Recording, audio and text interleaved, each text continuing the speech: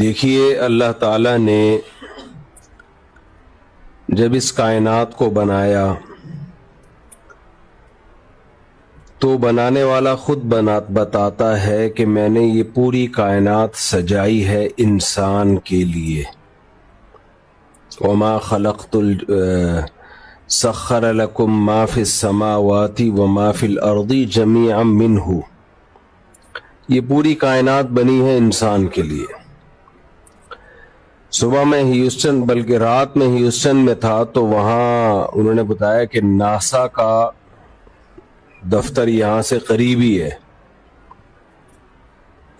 ایک ڈاکٹر صاحب مجھے ناسا کے بارے میں بتانے لگے کہ کسی سیارے پہ کوئی شٹل چھوڑی جا رہی ہے اور اس میں بندر کو بٹھا کے بھیجا جا رہا ہے.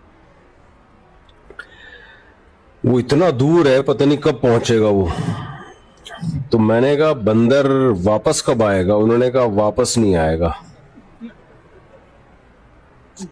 دیکھو وہ تو اپنی حساب سے مجھے رپورٹ پیش کر رہے تھے، میرا دماغ کہیں اور چل رہا تھا. میرا ارادہ ہے انشاءاللہ ناسا جانے کا. ہم تو یوٹیوب پہ ہی اور ٹک ٹاک پہ ہی دیکھا کرتے تھے، اب یہاں آئے ہیں تو ہم بھی دیکھیں کون بندر ہے بھائی خوش قسمت جو جا رہا ہے. خوش قسمت تو نہیں بیچارہ بد قسمت ہے. تو انہوں نے بتایا کہ بندر کو بٹھا کے تجربہ کیا جائے گا کہ کہاں تک زندہ رہتا ہے، اس کے باڈی پہ کیا اثرات پڑتے ہیں. تو دیکھو یہ بندر کو بھینٹ نہیں کہنا چاہیے، یعنی سائنسی ترقی کی بھینٹ چڑھایا جا رہا ہے یا کیا ہے، جو بھی ہے انسان پہ نہیں کیا جا رہا تجربہ. ہونا تو چاہیے جمشید کو بھیجا جائے، کیا خیال ہے؟ وسیم کو بھیجا جائے، سلیم کو بھیجا جائے، کیونکہ ان تجربوں سے فائدہ بندر اٹھائے گا یا انسان اٹھائے گا؟ آپ میرے ساتھ شریک نہ ہے نا. فائدہ تو انسانوں نے اٹھانا ہے بھائی، بندروں نے تھوڑی اٹھانا ہے. تجربہ کس پہ کیا جا رہا ہے؟ بندروں پہ. اب جو ایتھیس ہے نا، ملحد ہے، اس کے پاس اس سوال کا کوئی جواب نہیں ہے کہ فائدے تم اٹھا رہے ہو اور اپنے تجربوں کی بھینٹ کس کو چڑھا رہے ہو؟ بندر. بندر نے واپس نہیں آنا، وہ مارس سے بھی آگے کہیں بھیج رہے ہیں اس کو. تو ابھی جاؤں گا پتہ کریں گے کہاں بھیج رہے ہو بھائی. پاکستان نہ بھیجیں بس بندر کو، وہاں سے چانس ذرا کم ہے. تو تجربے کی بھینٹ چڑھایا جا رہا ہے بندر کو، اور بندر کی واپسی کا دور دور کا بھی کوئی چانس نہیں ہے، وہ مر جائے گا. جو لوگ خدا کو نہیں مانتے، پیغمبر کو نہیں مانتے، اسلام کو نہیں مانتے، ان کے پاس اس کے جائز ہونے کی کوئی دلیل ہے اس عمل کے؟ بتائیے. کوئی دلیل کیوں بھائی؟ انہیں بھی جینے کا اتنا ہی حق ہے جتنا انسانوں کو حق ہے. فائدہ ہم اٹھا رہے ہیں، تجربے کی بھینٹ کس کو چڑھا رہے ہیں؟ بندر. اور وہ بھی آج کل کے جو ملحد لوگ ہیں وہ کہتے ہیں ہم نسل بھی بندروں کی ہیں. تو اپنے باپ دادا کے ساتھ یہ سلوک اچھا بنتا ہے؟ یہ سلوک اپنے پیرنٹس کے ساتھ ہے بھائی؟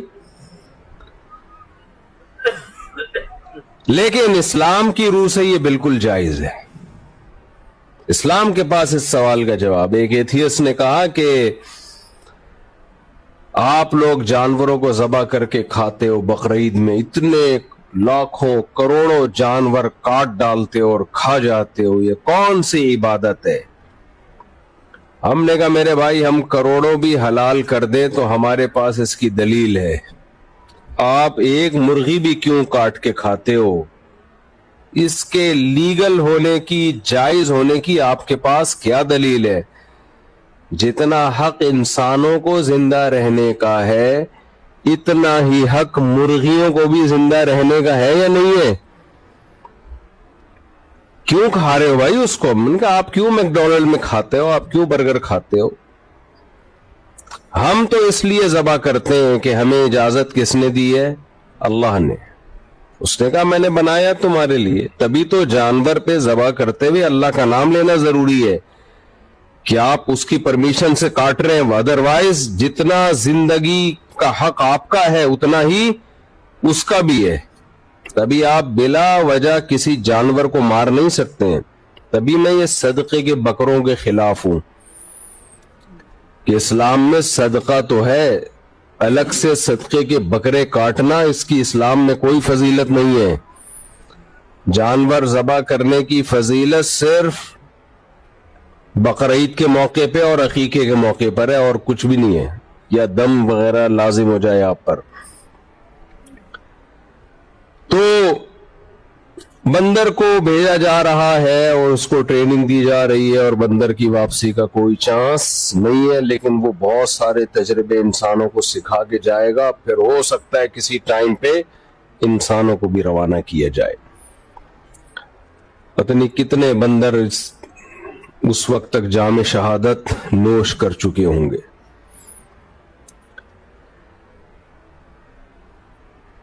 اس سے یہ پتہ چلتا ہے بھائی یہ کائنات بنائی گئی کس کے لیے ہے؟ انسان کے. ویسے بھی عقلی لحاظ سے بھی دیکھا جائے تو یہ انسان ہی کے لیے بنائی گئی ہے. اتنی بڑی کائنات اگر انسان نہ ہوتا تو اس کو سمجھتا کون بیٹھ کے؟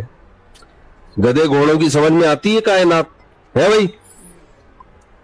وہ ریسرچ کرتے، وہ ناسا جیسا ادارہ بناتے تو یہ پتہ بھی یہ چلتا ہے کہ یہ بنائی گئی انسان کے لیے. ایسا دماغ صرف انسان کے پاس ہے، کسی اور مخلوق کے پاس اس کو سمجھنے کی صلاحیت ہی نہیں ہے.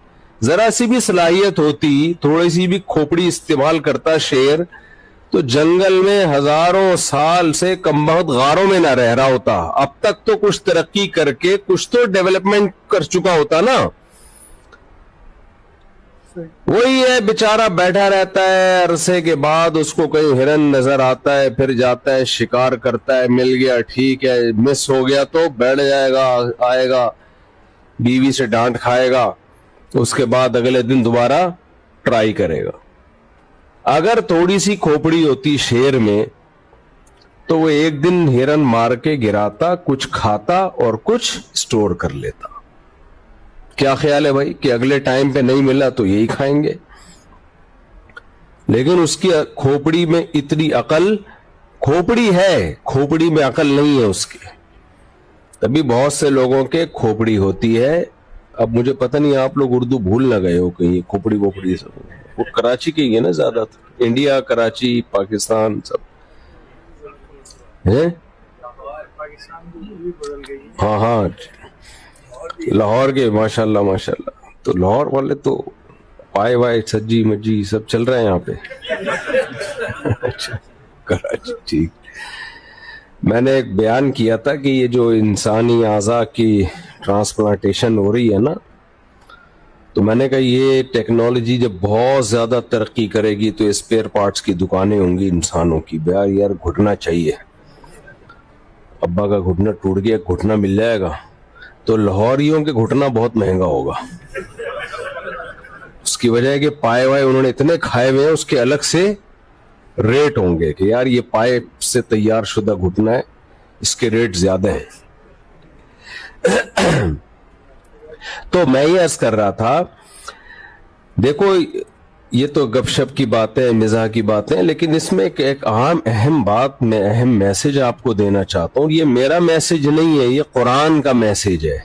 آپ لوگ امریکہ میں رہ کے، میری لینڈ اتنا خوبصورت، میں تو بھی آ رہا تھا بیان کے لیے، میں نے کہا یار یہ تو سوئٹزرلینڈ ہے بھائی، اتنا خوبصورت ماشاءاللہ.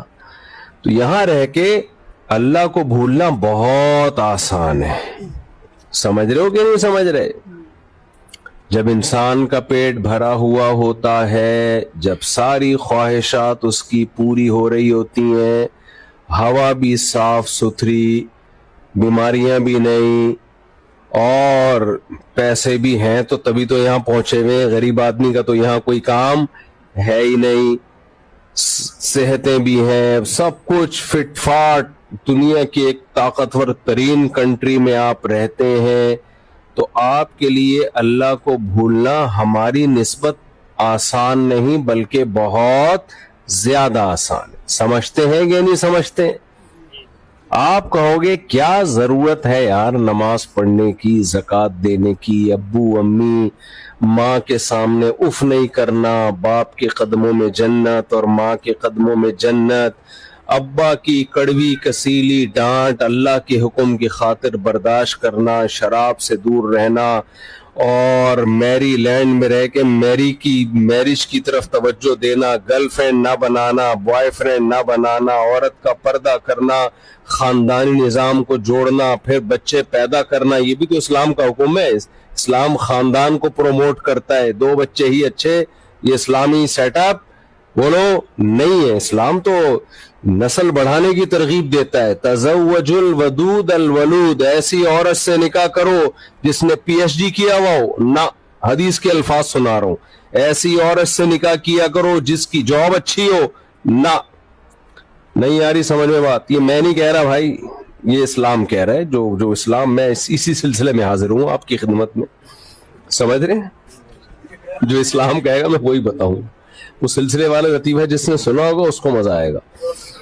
وہ ایک آدمی کی شادی ہوئی نا، تو دلہن کے پاس گیا، تو بات چیت شروع کرنے سے پہلے سمجھ نہیں آ رہا تھا کیسے بات چیت شروع کروں، کوئی ادب کا زیادہ غلبہ تھا، تو کہتا ہے کل میری آپ سے شادی ہوئی تھی، اس سلسلے میں حاضر ہوا ہوں۔ یہاں سے بات چیت کا آغاز۔ تو میں جو آپ کے سامنے حاضر ہوا ہوں بھائی، کس سلسلے میں؟ اسلام بتانے کے لیے حاضر ہوا ہوں نا، تو میں تو اب آپ کو اچھا لگے نہ لگے وہ تو آپ کا ہیڈک ہے، میرا ہیڈک تو نہیں ہے، وہ کیا خیال ہے؟ اور میرے بیانات بھی فری پھوکٹ کے ہوتے ہیں، کوئی معاوضہ نہیں ہوتا، یہ ذہن میں رکھیں۔ میرے کسی بیان کا کوئی، یہ میرے دورے یہ کمرشل نہیں ہوتے کہ مفتی صاحب آ رہے ہیں ڈالر جمع کر کے کلیکشن کر کے ایک بیان کے اتنے، تو فری پھوکٹ فی سبیل اللہ۔ تو پھوکٹ کا لفظ کراچی والوں کو کی زبان ہے، وہ جو کراچی میں فری پھوکٹ کی، جو ابھی دیکھو جاوید نہاری نے غریبی سسٹم ختم کر دیا، پتہ ہے آپ کو؟ ابھی مجھے پتا چلا ہے، ابھی ہم آ رہے تھے نا، تو ایک ساتھی نے کہا میں جاوید نہاری سے آ رہا، تو غریبی سسٹم ہی ختم، کیونکہ ایک 10 آدمی جا کے ایک پلیٹ منگواتے تھے، اور پھر غریبیوں پہ غریبیاں چل رہی ہوتی تھی، غریبیوں پہ غریبیاں چل رہی ہوتی تھی۔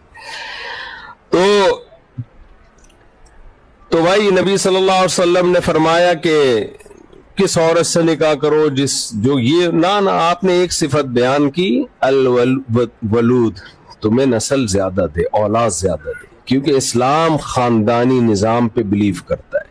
ڈونلڈ ٹرمپ نے بھی یہ بات کی نا بڑی زبردست، جب وزیر اعظم بننے سے پہلے ایک بڑی خاندانی سی بات کر دی تھی کہ ہم میرج سسٹم پہ بلیو کرتے ہیں۔ تو میرج سسٹم پہ کیوں بلیو کرتے ہیں؟ اس سے نسل بڑھتی ہے،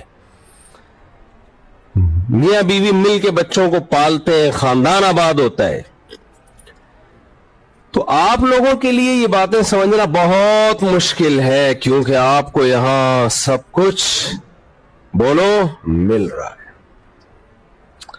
اسی وجہ سے جب پیغمبروں نے دین کی دعوت دی ہے نا، تو آپ کو پتہ ہے غریبوں نے زیادہ فالو کیا ہے، مالدار ہمیشہ رکاوٹ بنے ہیں۔ تو اس لیے اب آپ کو سمجھانا تھوڑا سا مشکل ہے، تھوڑا سا مشکل۔ تو میں یس کر رہا تھا، دیکھو آپ اس رنگ رلیوں میں پڑھ کے نا اللہ رسول کو بھولنے کا آپ کا خطرہ بہت زیادہ ہے۔ ویسے تو مجھے لگ رہا ہے یہاں ہم سے زیادہ نیک لوگ بیٹھے ہوئے ہیں، میں یا تو شاید ہمیں بلاتے ہی نیک لوگ ہیں۔ میں تو جس کے گھر میں جا رہا ہوں بچیوں کے، کل میں ہیوسٹن میں کسی نے دعوت کی، ان کی بچیوں کے اسکارف، میں نے کہا بھئی تم ایسے تو کراچی میں نہیں رہتے تم لوگ، جتنے شریف شرفا بن کے یہاں رہ رہے ہو تم لوگ، بڑا اچھا ماشاءاللہ۔ وہ یا تو شاید ہم جائی شریف شرفا کے گھروں میں رہے ہیں اس لیے۔ تو دیکھو اللہ نے ہمیں پیدا کیا، اور یہ ساری کائنات بنائی کس کے لیے؟ انسانوں کے لیے۔ تبھی ہم بندروں پہ تجربے کر سکتے، ہمارا رائٹ ہے، بندر بھلے زندہ رہے مر جائے، ٹھیک ہے نا۔ بنائے کس کے لیے؟ انسانوں کے لیے بنائے سب کچھ۔ تو انسانوں کے لیے جب اللہ نے سب کچھ بنایا ہے، انسان اس پہ تحقیق کرے گا، اور تحقیق کر کے اپنے خالق پر ایمان لے کر آئے گا۔ آج دنیا میں بہت سے لوگ خدا کو مانتے ہیں، لیکن ہمارا خدا سے ریلیشن کیا ہے، اللہ ہم سے چاہتا کیا ہے؟ اللہ کے مختلف نام رکھے ہوئے، اسلام نے ہمیں بتایا کہ گاڈ کا جو اصل نام ہے وہ کیا ہے؟ اللہ۔ ہندو اسے کسی اور نام سے یاد کرتے ہیں، سکھ اسے کسی اور نام کے سے یاد کرتے ہیں، لیکن بہرحال پیدا کرنے والا ایک ہی ہے۔ اس پیدا کرنے والے کا ہم سے ریلیشن کیا ہے؟ اس پیدا کرنے والے کا ہم سے وہ چاہتا کیا ہے ہم سے؟ کیا وہ اس نے ہمارے لیے اس کائنات کو بنا کے ہمیں ایسے ہی چھوڑ دیا ہے جو مرضی کرتے پھرو، یا وہ ہم سے کچھ چاہتا ہے؟ جو لوگ کہتے ہیں نا کہ خدا نے بنایا ہمیں چھوڑ دیا، بس ہمیں اس کوئی غرض نہیں ہے کہ وہ کیا چاہتا ہے، بس اب ہم خود آزاد ہیں جو مرضی کریں اور مر کے ہم ختم ہو جاتے ہیں، انہیں جب کہا جاتا ہے کہ نہیں نہیں نہیں، اللہ نے اپنا پیغام پیغمبروں کے ذریعے انسانوں تک بھیجا ہے، آدم علیہ السلام، نوح علیہ السلام، ابراہیم علیہ السلام، اسماعیل علیہ السلام، یوسف علیہ السلام، بے شمار پیغمبر دنیا میں آتے رہے ہیں اللہ کا پیغام لے کے، اور لاسٹ میسنجر آف گاڈ محمد صلی اللہ علیہ وسلم ہے، وہ اللہ کا پیغام لے کر آئے، اور اس کے بعد نبوت کا سلسلہ ہمیشہ کے لیے ختم، اور آپ کی تعلیمات قیامت تک کے لیے محفوظ۔ اب آپ اگر یہ دیکھنا چاہتے ہیں کہ اللہ جس نے کائنات کو بنایا وہ مجھ سے کیا چاہتا ہے، تو اس کے لیے آپ کے پاس اسلام کے علاوہ کوئی آپشن نہیں ہے۔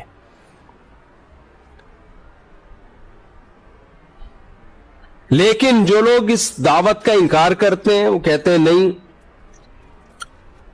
وہ کیا کہتے ہیں؟ وہ کہتے ہیں کیوں بھائی، اللہ نے، اور یہ آج سے اعتراض نہیں ہو رہا، جب نبی صلی اللہ علیہ وسلم نے دین کی دعوت دی، حضرت موسیٰ نے دین کی دعوت دی، حضرت عیسیٰ نے دین کی دعوت دی، تمام پیغمبروں پر ایک اعتراض تھا کامن،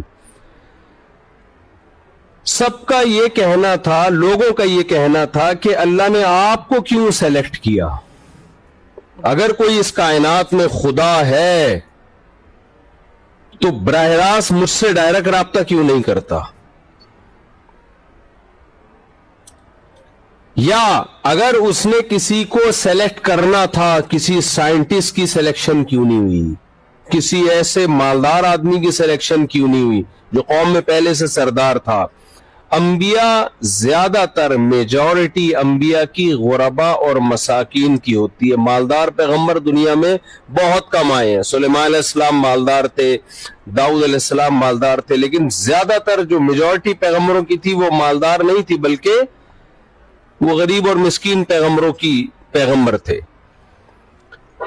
اور ان کے ارد گرد جو حلقہ لگا ہوتا تھا وہ بھی زیادہ تر غربا اور مساکین کا۔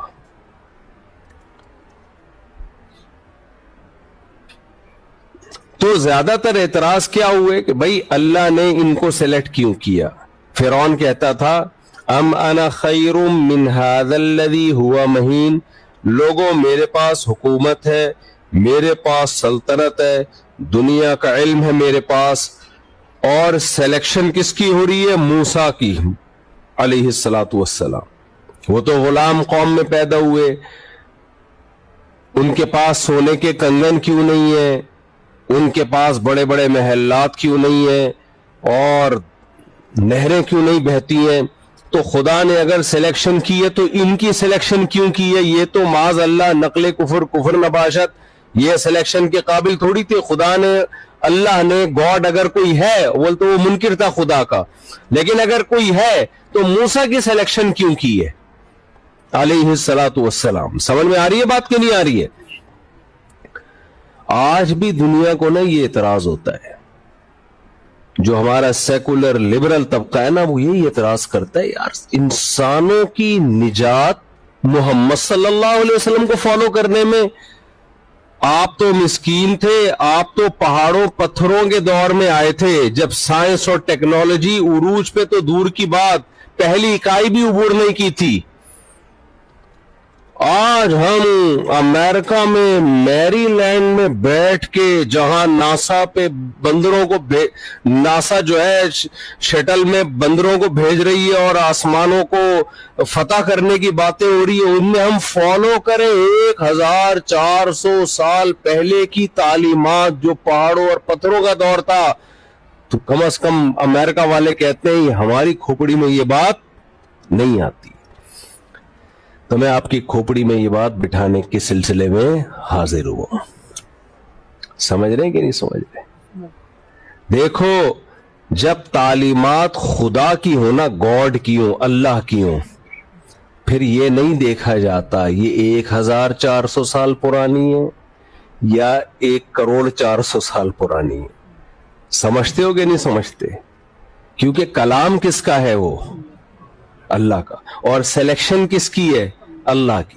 سید الانبیاء محمد صلی اللہ علیہ وسلم پہ جب بھی اس طرح کے اعتراضات ہوئے نا مشرکین کی طرف سے کہ آپ مسکین ہیں، آپ غریب ہیں، آپ کو نہیں پتا کل کیا ہونے والا ہے، آپ نہریں کیوں جاری نہیں کر دیتے، آپ تو ہماری طرح کے انسان ہیں، ما لہذا الرسول یأکل الطعام ویمشی فی الاسواق، یہ کیسے پیغمبر ہے معاذ اللہ، یہ تو کھانا بھی کھاتے ہیں، یہ تو بازاروں میں خریداری بھی کرتے ہیں.